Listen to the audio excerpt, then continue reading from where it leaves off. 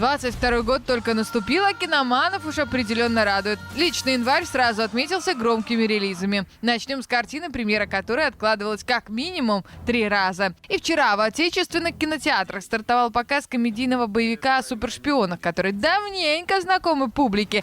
«Кингсман. Начало» — приквел к серии фильмов о вымышленной секретной организации агентов. В основе «Кингсман. Начало» — одноименная серия комиксов, которую создали еще в 2012 году британские художники Марк Миллер и Дэйв Гиббонс. Некоторое время комиксы издавались Marvel. Напомним, что это уже 3-я серия кинофраншизы. Здесь зритель окажется у самых истоков секретной службы.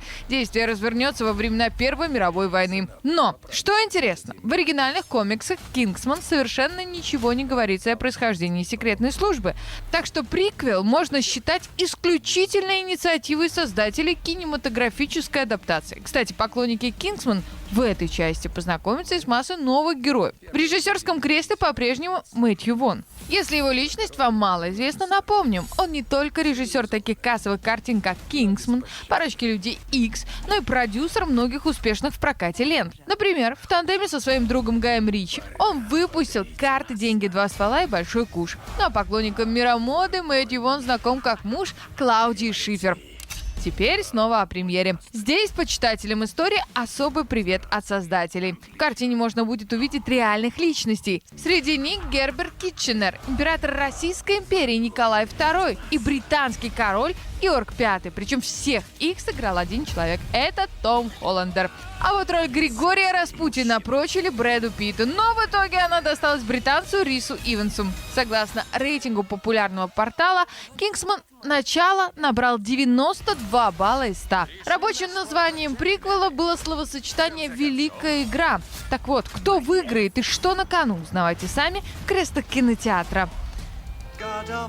Ну а следующий фильм о любви. В русском дубляже «Лакричная пицца». Это 9-я картина американского режиссера Пола Томаса Андерсона. К слову, это лента еще его и кинодебют как оператора-постановщика. Подчеркнем, что Андерсон у себя на родине имеет репутацию Кубрика 21 века. А как говорят многие кинокритики, именно этот фильм авторского режиссера показывает, что арт-кино способно вдохновлять, а не ввергать в депрессию и оставлять за собой вереницу вопросов о смысле жизни. Все в ленте работает на эффект ожидания счастья, а кинопространство насыщено кислородом любви.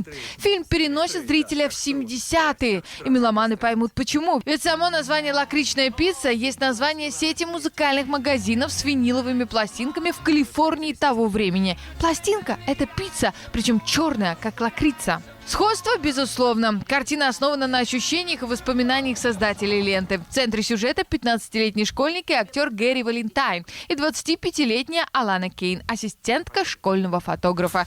Их отношения завязываются в первые 5 минут, и дальше топчется весь фильм в ожидании невозможного ответа. Как быть с разницей в возрасте и социальном положении? И это жизнь. Кстати, оскароносные звезды здесь играют второстепенные роли. Например, Брэдли Купер, Шон Пенн, юный Алана Хаим и Купер Хоффман вышли на первый план. Работает ли здравый смысл в любви? Почему «Лакричную пиццу» захочется пересмотреть не один раз? Узнавать вам.